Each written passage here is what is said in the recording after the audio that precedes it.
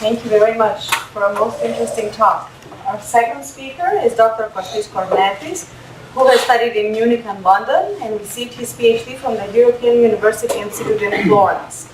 Dr. Kornetis has taught at the History Department of Brown University and the Center for European and Mediterranean Studies at NYU. His book, entitled Children of the Dictatorship, Student Resistance, Cultural Politics, and the Long 1960s in Greece, which was published by Bergen Books in 2013, received the Edmund Keeley Book Award of the Modern Greek Studies Association in 2015. He has also co-edited Consumption and Gender Since the Long 1960s in Southern Europe, which was published by Bloomsbury in 2016. Currently, he is a CONEX Marie Curie Experience Researcher at Carlos III University in Madrid. He has published extensively on student movements around 1968, the memory of the dictatorship in the European South, and is currently working on a manuscript on the memory of the democratic transitions in Greece, Spain, and Portugal. The title of Dr. Kornetis' talk is When Did the Junta End? Juxtaposing the academic with a public history of the Eptaetia. Please join me in welcoming Dr. Kornetis.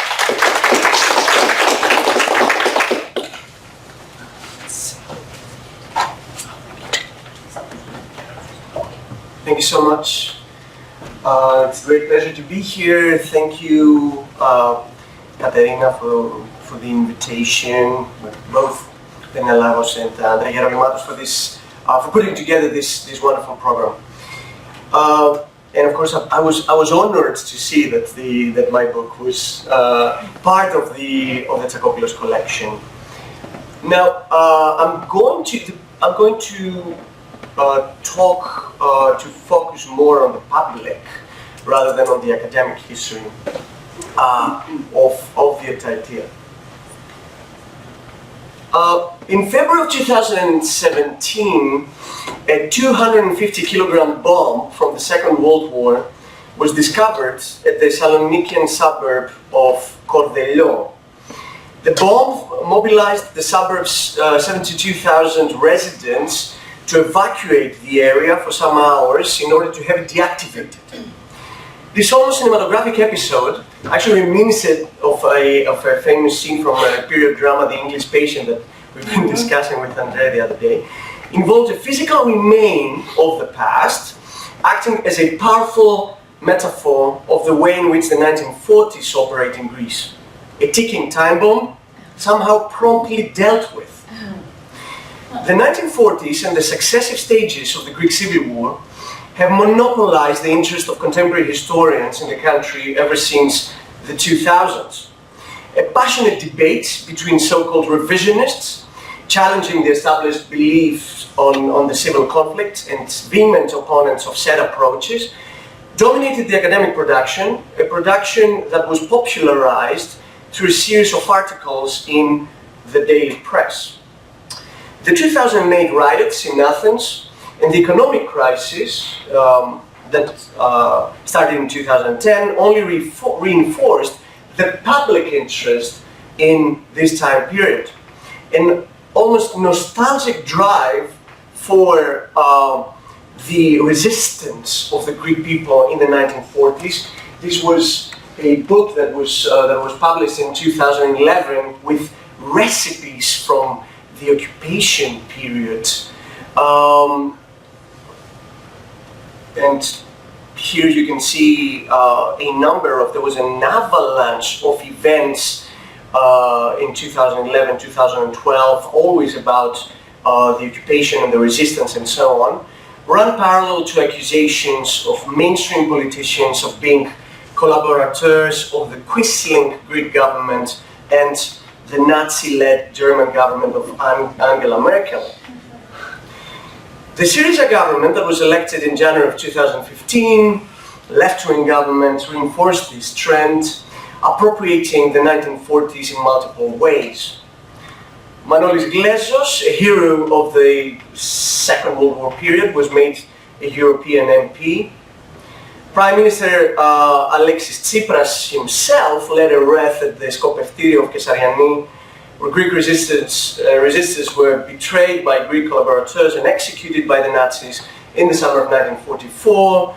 That happened the very day Tsipras formed his first government. And of course, much more. This public interest in the 1940s resistance, but also the Nazi past, crucially involving the issue of the German loan from the occupation period, turned historians of the 1940s, like the German-born Hagen Fleischer, to recognizable and popular public figures. Clearly, that was the left-wing version of events. The academic opponents, if I could call them this way, to Fleischer, also responded by popularizing their findings. Suffice to say that a book by two well-known political scientists focusing on left-wing violence during the occupation period and the Civil War, talking about Stathis Kalivas and Nikos Maratzidis, named Civil War Passions, published in 2015, connecting in some way the decade of the Civil War to the current state of affairs in Greece and Syriza's governance, became an instant bestseller, selling about 20,000 copies. Only recently, the conservative daily Kathimerini offered Nicholas Gage's controversial autobiographical novel Hellenic, an anti-communist bestseller of the 1980s, as a gift to its Sunday readers. Public history, therefore, polarized as ever, somehow ran parallel to the academic overproduction on this period. The occupation and the Civil War period prevail as the points of reference par excellence in political, public, and academic discussion. But what about the Junta? Contrary to the history of the 1940s, the dictatorship period still remains an elusive field for historians. No bestsellers there. If we take a look at the historiographic production, I think some of the most illustrious representatives of this production are actually here right now. But we won't find heated debates, as in the case of collaborationism during the occupation period, the 1944 December events, or the role of the Democratic Army in the Greek Civil War, or even the connection between past and present in terms of memory. Rather, what we see are a series of diplomatic histories or cultural analysis of high quality, but most of the time unable to trigger any public debate whatsoever, let alone generate a controversy. This does not fully apply to public uses of this past. Again, Syriza is a protagonist here. Syriza made public expressions of continuity of resistance between 1973 and now, but crucially before coming to power.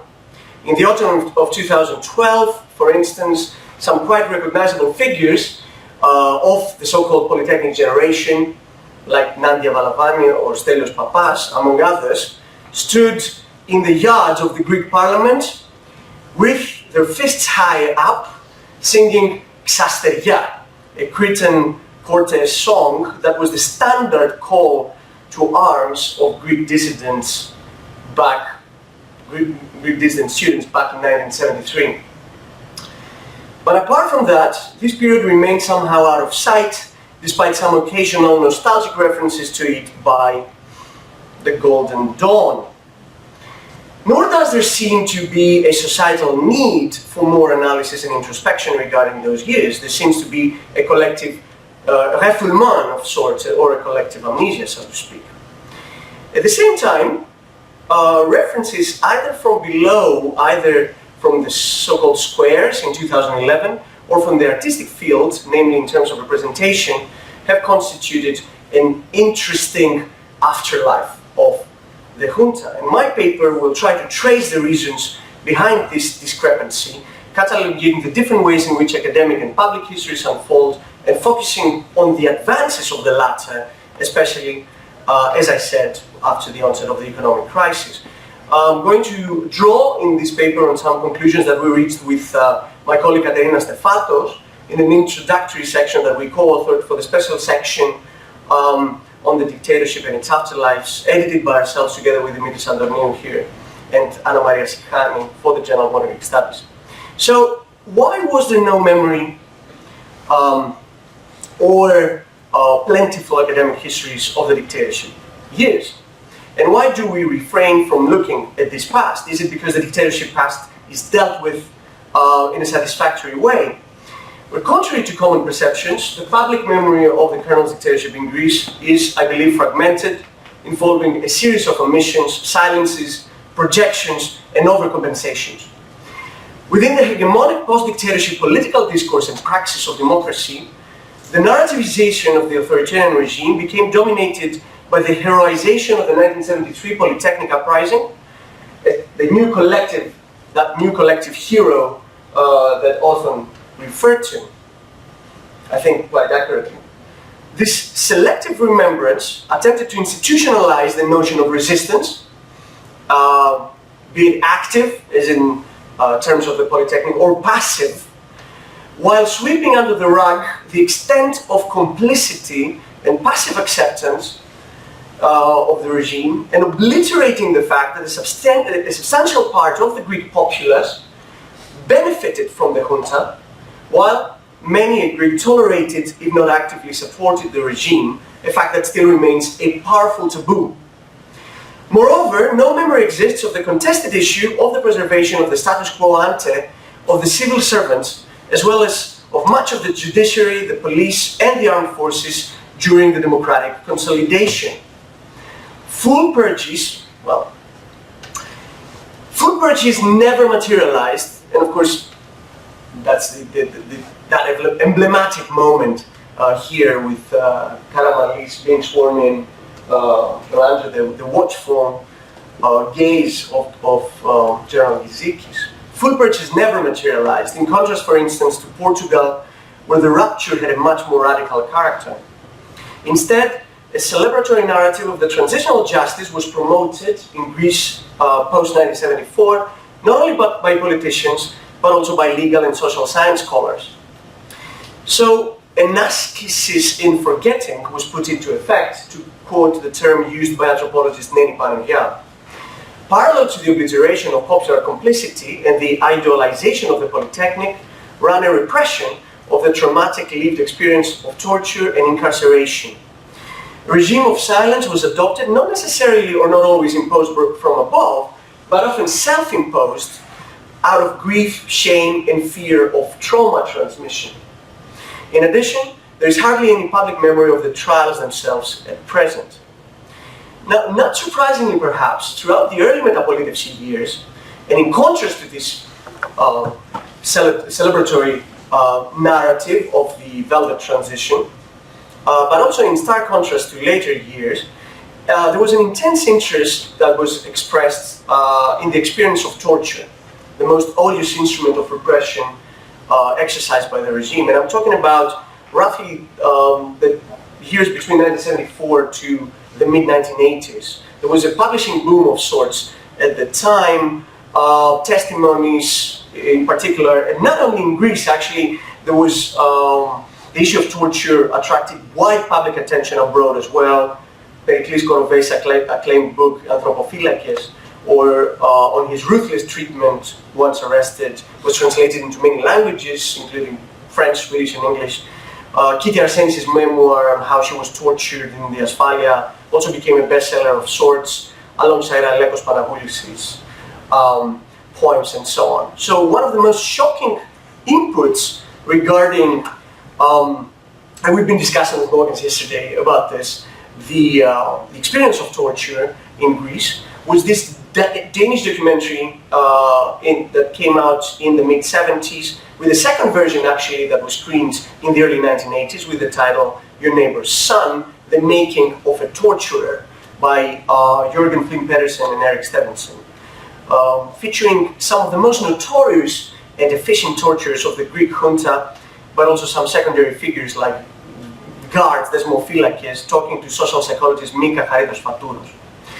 These interviews caused uproar in Greece as torturers like Michalis Petru appeared with long hair and bushy beards, adopting the counter-cultural style of leftists of the time. The documentary embraced the line that anyone, even these youngsters with angelic faces and hippie hairdos, could become torturers if submitted to the inhuman treatment of severe training. So that was the talk of the day. While well-known victims of torture, like naval officer Spiros Moustaklis, also appeared in the documentary. This takes interest in the experience of both perpetrators and victims of torture, the latter invested with heroism, atrophied relatively quickly thereafter.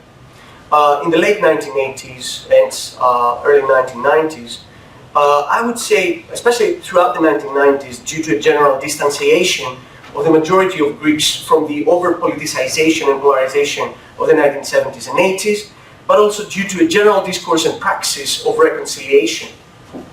Two events stand out in this respect. In 1989, September of 1989, the 17th of November, the self-proclaimed avengers of the Metapolitevsi period, the early Metapolitevsi period, which until that time enjoyed a rather wide popularity, I would say, for a terrorist organization, murdered the center-right politician Pavlos Bakoyannis, actually an active participant of the anti-dictatorship struggle abroad, sending shock waves to the entire Greek society. So somehow that discourse of, the avengers, I remind you that 17th of November in the late 1970s,